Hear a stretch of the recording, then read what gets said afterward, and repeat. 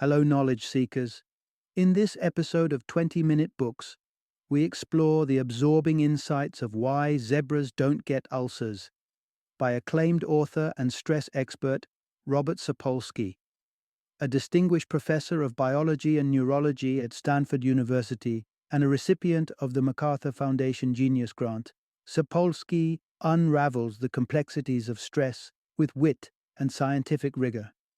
His book, first published in 1994, serves as a guide to understanding the biological mechanisms behind stress, a potent survival tool that, when chronic, poses grave health risks. Delving deep into the subject, Sapolsky explains the stark contrast between humans and animals like zebras, which don't suffer from stress-related chronic disorders due to their life in the immediate here and now. He offers a wealth of practical advice for managing stress, making this book an essential read, not just for those who face stress on a daily basis, but also for readers intrigued by the intricate relationship between societal pressures, mental health, and physical well-being. If you ever wondered why your body responds to stress the way it does or are searching for scientifically grounded strategies to handle stress, Why Zebras Don't Get Ulcers promises a treasure trove of revelations. Whether you're feeling the weight of daily stressors or are merely curious about the mind-body connection, this episode will offer you a concise summary of Sapolsky's profound teachings and perhaps a little bit of relief from the pressures of modern life. Join us as we distill his wisdom into 20 enlightening minutes.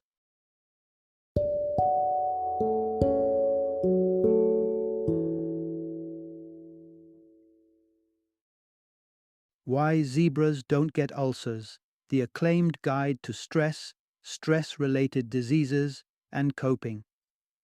Introduction: Sprinting Through Life. Why modern stress is a game-changer for humans. In the modern era, stress seems to be our constant, uninvited companion. Advice on how to conquer it is everywhere, from tips on streamlining our schedules to esoteric wisdom on meditation. But before we can fight this adversary, we need to comprehend what we're up against. Stress, it appears, is far more than a fleeting feeling of unease. It's a complex phenomenon that can dictate our physical health and social well-being. Consider the zebra, unfazed by stress unless a lion is chasing it. In contrast, humans wrestle with stress on an entirely different level.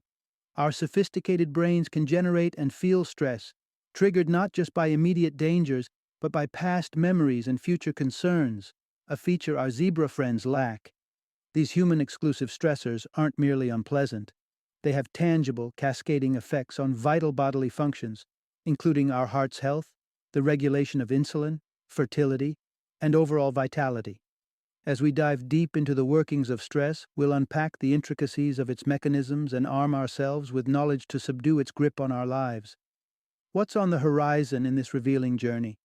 We'll explore stress's dubious honor of potentially making depression a leading cause of disability by 2020, probe into the disquieting link between socioeconomic status and stress-related illnesses, and unravel how a life filled with tension could set the stage for the onset of diabetes.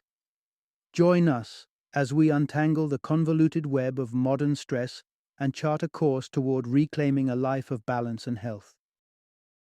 Part 1. Navigating the Maze of Modern Stress. From prehistoric defenses to futuristic worries. The clock ticks past midnight. The room is quiet. But your mind is a whirlwind of activity. That presentation in the morning has your heart racing. Why does this happen? Why does stress visit us at such ungodly hours? And what purpose does it serve? To find answers, we must look beyond humans to the broader animal kingdom. Stress, in its primal form, is a survival mechanism activated by immediate physical dangers. Imagine a zebra on the African plains. Its stress peaks when it's racing to evade a predator's lethal embrace. Conversely, a lion experiences stress when its survival depends on the pursuit of prey. These scenarios demand an urgent response. They are do-or-die moments when stress compels action. Some animals must endure the chronic stress of daily toil, such as migrating vast distances to find nourishment. However, For humans, stress often arises not from overt physical threats, but from the intricate labyrinths of our own minds. Modern life presents us with stressful scenarios that do not culminate in physical showdowns: the frustration of traffic, the pressing weight of deadlines, or the emotional dynamics of family disputes. Yet, these psychologically taxing situations can elicit a stress response as visceral as if we were the zebra fleeing for our lives. Moreover, humans have the unique capacity to stress over possibilities, over futures not yet unfolded. Will the mortgage be paid on time? What will happen during the job interview next week? Are our retirement savings sufficient? These concerns can conjure stress when they motivate us to plan and act. But when we're powerless to influence the outcomes that unsettle us, this stress seems futile, an evolutionary novelty that our ancient ancestors scarcely knew. Our odyssey through time reveals that while the stimuli have evolved, the physiological alarm system remains, often leaving us stranded with ancient reflexes in a world of imagined fears. Part 2. The Brain's Secret Control Room. A look inside our stress response system. You're walking down a dimly lit corridor, your senses heightened, when suddenly, boo, a figure jumps out at you. Your heart races, your senses sharpen, and you're ready for action. But behind the scenes, what orchestrates this sudden burst of aliveness? This orchestrated response comes courtesy of your brain's autonomic nervous system. Picture a highly efficient control room that's perpetually online, guiding a multitude of bodily functions you don't even have to think about. The blush that creeps up your cheeks, the pattern of your breathing, the autumn chill that raises goosebumps on your skin, or the spontaneous reactions during a moment of intimacy. Comprising two opposing factions, the autonomic nervous system is a study in balance and contrast. One part, the sympathetic nervous system, springs into action when danger looms or stress knocks on the door, putting us in a state of high alert. It's the system behind the jolt you feel when someone jumps out at you, sending signals to nearly every nook and cranny of your body, from your organs to the minute muscles at the base of your hair. Hence those telltale goosebumps, playfully remembered by med students by the acronym of the 4 F's: flight, fight, fright, and reproductive behavior. The sympathetic nervous system essentially readies us for emergency maneuvers. In the opposite corner, we have the parasympathetic nervous system, the calmer, more restful twin, fostering activities that encourage relaxation and regeneration. Think of it as the nurturing force that puts the brakes on the heart's race and promotes all things peaceful, digestion, growth, and energy conservation. While your sympathetic nerves are like rapid-fire signals sent through precise electrical cables, the parasympathetic nerves are the slow, sustaining hum that brings you back to equilibrium. It's a dance of immediacy and delay, the heart thrumming to life in an instant of alarm, and then gradually unwinding under the soothing hand of recovery. Adding to this complexity, your brain dispatches hormones into your bloodstream as part of the stress response, creating a slower but more widespread impact. It's a brilliant system when in balance, but when stress hormones flood the body incessantly, this exquisite network can become skewed, leading to difficulty in both reacting to stress and finding our way back to a restful state. It's vital for our well-being to understand this interplay, to ensure the symphony of our stress response doesn't turn into a relentless, exhausting cacophony. Part 3. Stress's Balancing Act. Saving today could mean sacrificing tomorrow. You're packed and ready for a long-awaited getaway, but just as you're about to leave, you feel the telltale signs of an oncoming cold.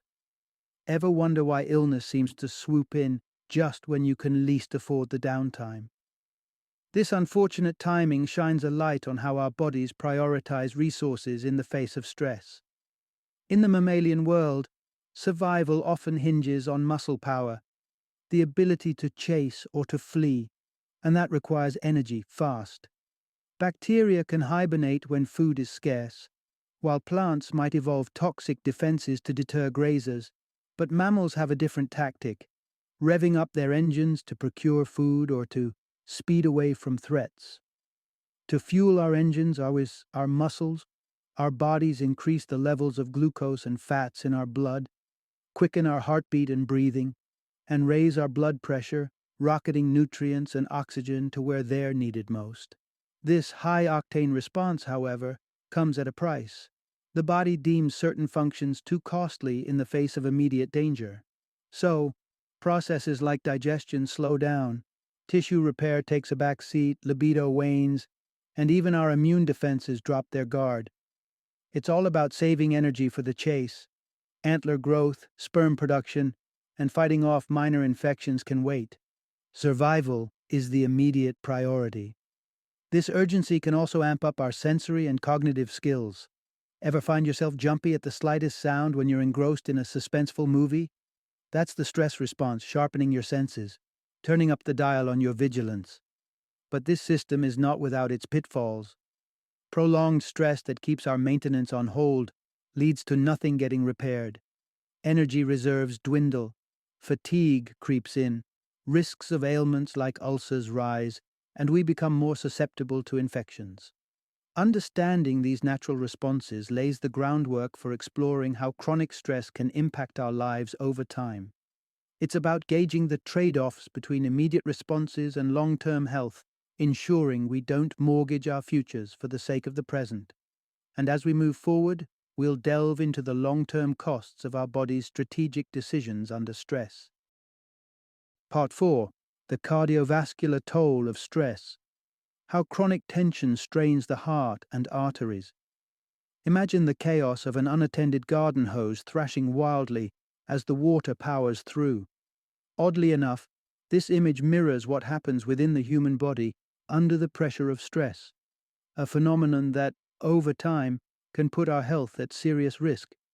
In a state of stress, the muscles enveloping your veins contract, catapulting blood through your circulatory system with increased velocity. When this torrent reaches your heart, it strikes the walls with enough force that your heart, resilient yet responsive, contracts and sends the heart rate skyrocketing. To facilitate the swift delivery of energy to your tissues, your arteries widen, but this, in turn, demands that your small blood vessels exert more effort to manage the blood's distribution. Herein lies a damaging cycle. The body starts to build more muscle to steer this accelerated blood flow, causing the vessels to stiffen, upping the blood pressure, and necessitating even more muscle. The beat goes on, with each response escalating the situation further. The pace and pressure of this blood flow also ignite inflammation at the junctures where vessels branch out, the bifurcations. This inflammation sets the stage for blood clots to form, the tiny barricades composed of cell clusters that can obstruct smooth circulation. There's profound significance in the layout of our body's blood vessels. Virtually no cell is more than a handful away from one. So when these rogue clots break free and barrel through the bloodstream, the consequences can be catastrophic. They might lodge in a coronary artery, triggering a heart attack, or in the brain, causing a stroke. It's clear that the heart and arteries bear the brunt of our physiological reaction to stress, an impact not to be taken lightly. Heart disease, a direct descendant of these processes, ranks as the leading cause of death in the United States. This underscores the perils of perpetual stress, painting a picture of how sustained tension can lead to life-threatening cardiovascular complications. Part 5. The energy crisis within. How stress-induced metabolic turmoil can ignite diabetes. We've explored the cardiovascular gymnastics that take place during stress, but let's turn our attention to another key player in this drama: energy transfer. Every cell in our body needs energy to function, energy that typically comes from our meals. But how does our body manage this energy under stress? When we feast, the body absorbs a surplus of nutrients, breaking them down into glucose, amino acids, and fatty acids, the building blocks of energy. These components are tucked away in storage depots like the liver and fat cells, ready for a rainy day. Stress is the signal that brings the downpour. It flips the switch, releasing these energy pieces back into our bloodstream, gearing up our muscles for action. Yet, modern-day stressors often don't demand the kind of muscular activity our bodies are preparing for. So, after the alarm bell rings and subsides, the nutrients make the round trip back to storage. Each cycle of this metabolic false alarm is a drain on our internal resources. If this happens too often due to chronic stress about daily hassles, our bodies end up shuttling energy back and forth needlessly, leaving us drained and fatigued. But the problem doesn't stop there. Constantly mobilizing energy in this way can set the stage for diabetes, a condition where our body struggles to manage glucose levels properly, and it can manifest in two forms. Type 1 diabetes occurs when our immune system mistakenly destroys the cells that produce insulin in the pancreas. Without insulin, glucose uptake tanks, the body's energy levels drop, organs begin to falter, and insulin injections become a necessity. Type 2 diabetes arises when our cells become unresponsive to insulin, often due to an excess of body fat. Overfilled fat cells resist insulin's call to store more, leading to elevated glucose levels in the bloodstream. The pancreas pumps out more insulin to compensate, but the body's resistance only grows, which can eventually wear out the pancreas. In both scenarios, we end up with too much fat and glucose roaming free in our blood, a situation that favors the development of atherosclerosis, the thickening of artery walls. For individuals with diabetes, chronic stress exacerbates this condition, thereby hiking up the risk of heart disease, stroke, and an array of other health concerns. Part 6. The Shadow on the Brain. How stress carves pathways toward depression. Chances are you'll know someone touched by depression within your lifetime, given its prevalence. A staggering 5 to 20% might grapple with this consuming emotional storm. This leads us to ponder, how deeply does depression dig its roots into the human psyche? Depression, a malaise marked by a numbing inability to experience joy and an overwhelming sense of sorrow and guilt, can drastically alter the trajectory of a person's life. It's projected that by 2020, depression may become the world's second most incapacitating condition. Interestingly, the brain's response to stress shares an uncanny resemblance to the patterns observed in depression. Take the brain's pleasure circuits, for instance, which are typically fueled by the neurotransmitter dopamine. Stress can deplete dopamine levels, leaving us less capable of feeling delight in life's simple pleasures. In experimental studies with rats, this connection was made clear. Rats that could self-stimulate their brain's pleasure centers incessantly chose to do so, forsaking all other activities. But when these same rats were subjected to stressful shocks, they needed higher levels of electrical stimulation to achieve the same sense of pleasure, a testament to stress's ability to dull sensitivity to joy. This isn't the only parallel between stress and depression. Both conditions can lead to a state of learned helplessness. Picture rats in an electrified cage that teaches them to avoid a shock by moving to the safe side following a warning signal. If instead they experience unpredictable shocks, their trust in their ability to solve problems evaporates. They no longer seek to avoid even the predictable shocks.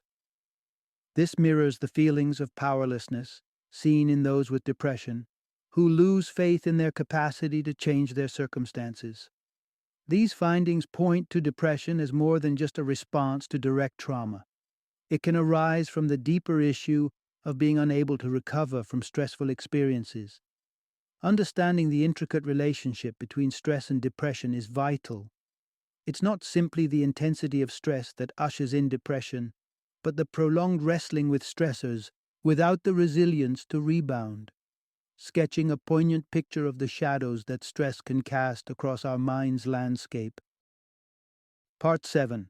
When stress intrudes on intimacy, the impact of tension on the reproductive dance.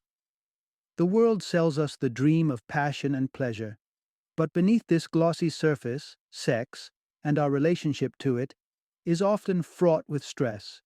Ironically, not only does sex generate stress through societal pressures and expectations, but stress itself profoundly disrupts this most intimate human function. For men, the shadow of stress can loom large in the bedroom, leading to premature ejaculation or difficulty in achieving an erection. Remember the parasympathetic autonomic nervous system, the body's way of applying the brakes to slow us down? Achieving an erection requires this state of relaxation, the antithesis of being stressed. Conversely, reaching an orgasm is fueled by an escalation in heart and breathing rate, a charge led by the sympathetic system. This delicate balance is why strategies such as deep breathing are recommended as a way to prolong pleasure, as it activates the parasympathetic system.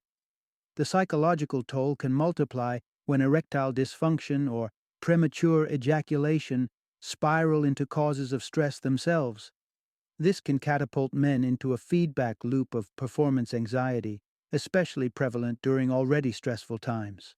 For women, stress can wreak havoc on the secretion of estrogen, throwing menstrual cycles out of whack and diminishing sexual desire.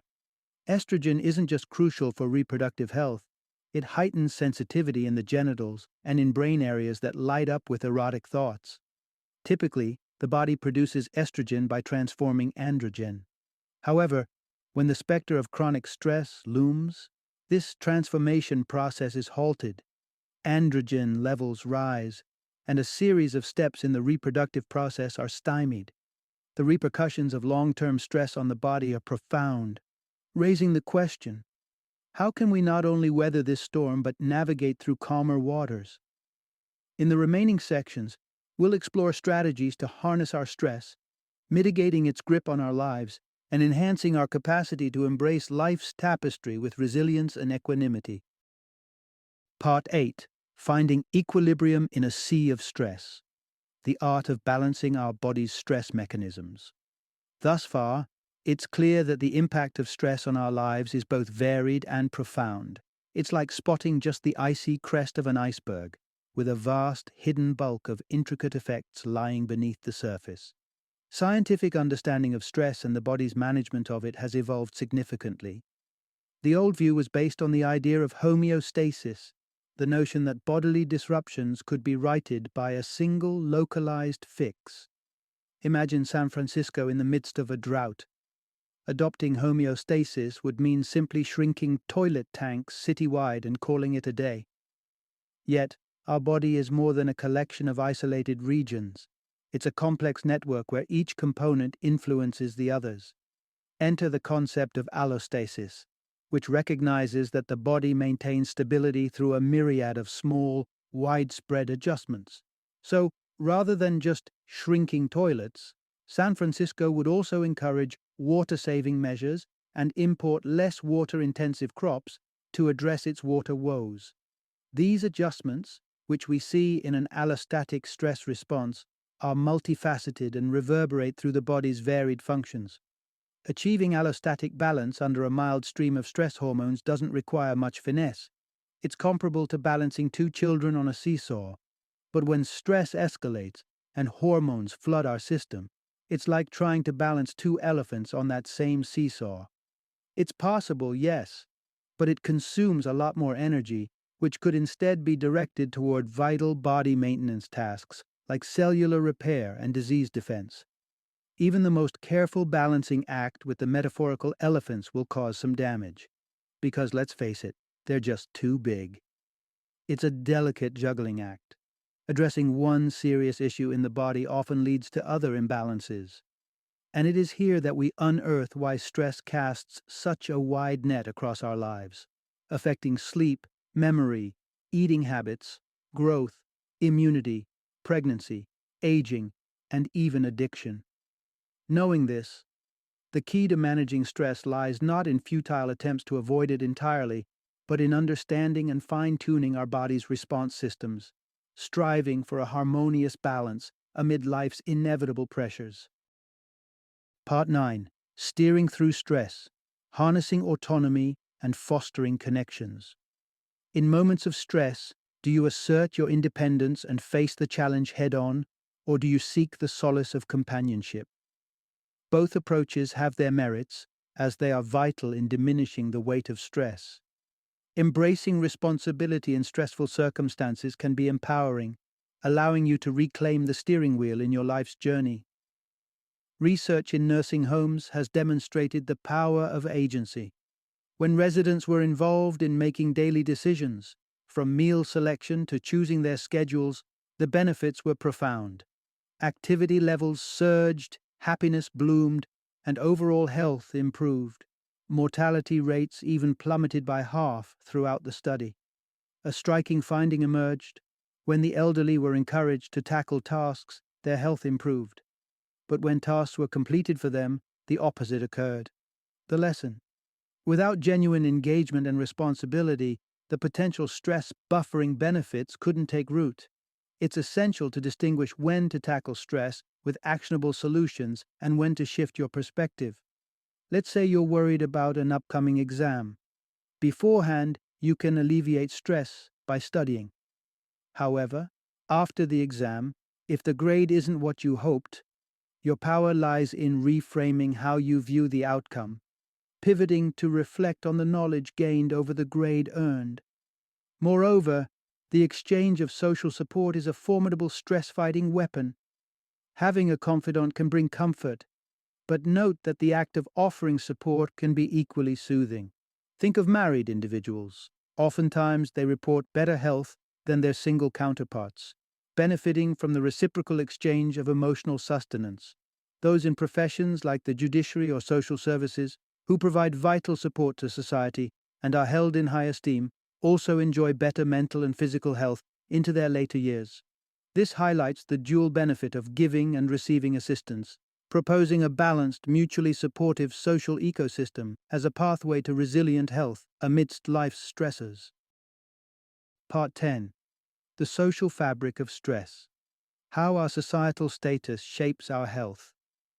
Beyond the stress induced by immediate threats or anxiety-filled moments, there are systemic sources of tension that assert a relentless grip on individuals, and few are as persistent as the stress of poverty. The link between being poor and stress is multidimensional, with financial hardships seeding both physical strain and psychological distress. Jobs that demand hard labor, often coupled with tenuous employment security, leave the impoverished with little control over their work lives and ballooning stress levels. Moreover, with limited financial resources, the luxuries of leisure and relaxation that could mitigate stress, like vacations and hobbies, remain out of reach. This continuous state of financial strain has a marked impact on health, predisposing individuals to stress-related illnesses that can persist long after escaping the clutches of poverty. This enduring effect became apparent in a study of elderly nuns who had shared identical living conditions for 50 years. It was their early life circumstances that dictated their health in later years, spotlighting the long shadow that poverty casts. Yet the health implications of socioeconomic status extend beyond the actuality of being poor. Perceived poverty, the subjective assessment of one's own wealth in relation to peers, can sling the same harmful arrows of stress as actual poverty. It's about subjective socioeconomic status, which measures how individuals rate their standard of living and financial security against those of their neighbors and friends. Research in the wealthiest quartile of the globe underscores an intriguing reality. Once a person achieves a baseline standard of living that ensures well-being, additional wealth has a diminished effect on stress levels. Instead, it's the comparative financial lens through which individuals view themselves amongst their social circle that truly governs the ebb and flow of stress. Understanding the intricate interplay between socioeconomic factors and stress underscores how deeply woven into the societal tapestry our personal health can be, shining a light on the importance of broader community-level actions to alleviate the pressures that compromise our collective well-being. Part 11. Unraveling Wealth and Well-being. How inequality impacts the health of communities. We've learned that socioeconomic status can profoundly influence individual health, but what happens when we expand our lens to entire communities? What factors can foster a more healthful society, transcending the wealth-health sempiternal link? One critical factor is the notion of social capital. Like its financial counterpart, social capital is a currency. Only this one comprises the network of support and connections available to individuals in times of need. This could involve helpful neighbors, accessible community services, or robust family ties. In places where social capital runs high, isolation is rare, and the benefits are tangible. A smoother flow of health information, enhanced safety feelings, and mitigated psychological stress. You can gauge a community's social capital by looking at voter participation. A strong sense of community and agency often propels individuals to engage in civic life, reflecting a belief in the power of collective action at all levels. Conversely, income inequality can erode a community's health profile across the board. A correlation emerges as income disparities within a locale widen, mortality rates tend to climb, cutting across demographics and geographic scopes. Consider the United States, a country of colossal wealth yet stark economic divides. Its life expectancy lags behind that of Canada, where wealth is more evenly distributed. And the health dividends of equality are not reserved for the disadvantaged alone. In societies with narrower income gaps, improved health outcomes grace both the well-endowed and the financially constrained. The affluent find themselves less embattled, freed from the need to insulate themselves behind exclusive enclaves and institutions, while those at the lower end of the economic spectrum are not relegated to the periphery, but instead supported and included. Poverty and the ensuing stress resonate beyond an individual's bank balance. They speak to the essence of a society willing to neglect the well-being of many for the prosperity of a few, an ethos that breeds distrust, hostility, and societal disarray, ultimately manifesting as both psychological and physical stress for all its members, rich and poor alike. Final summary. Stress, an evolutionary tool honed for survival, has morphed into a persistent threat in our contemporary lives. It's no longer just about fight or flight in the face of immediate peril, but also about the wear and tear of daily hassles, hypothetical worries, and the ceaseless pace of modern existence. Our bodies, finely tuned to respond to predators and environmental threats, are now bombarded with chronic tensions from emails, financial concerns, and social pressures, stimuli for which evolution hasn't prepared us. This relentless stress has far-reaching consequences, insidiously undermining our health by straining the heart, muddling the mind, and even dulling the delights of intimacy. Moreover, it exposes the stark disparity between the haves and have-nots, demonstrating how societal constructs like poverty and income inequality exacerbate stress, to the detriment of community health and individual well-being. Understanding and managing stress have thus become paramount for our collective health. It's not about eradicating the stressors that are part and parcel of life, but about cultivating strategies to mitigate their impact, fostering resilience, autonomy, social networks, and societal equality. Navigating stress in the 21st century demands both personal agency and a commitment to redefining the societal norms that dictate stress distribution. Only then can we hope to reclaim our health and vitality in an age defined by its unprecedented pressures.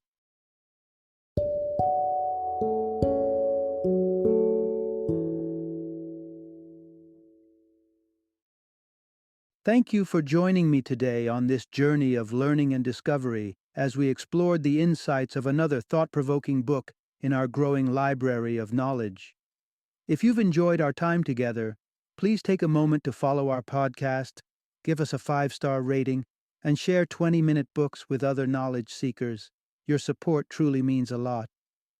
Don't forget to join me again in the next episode, where we will delve into another enriching book. Until then, happy reading and happy listening.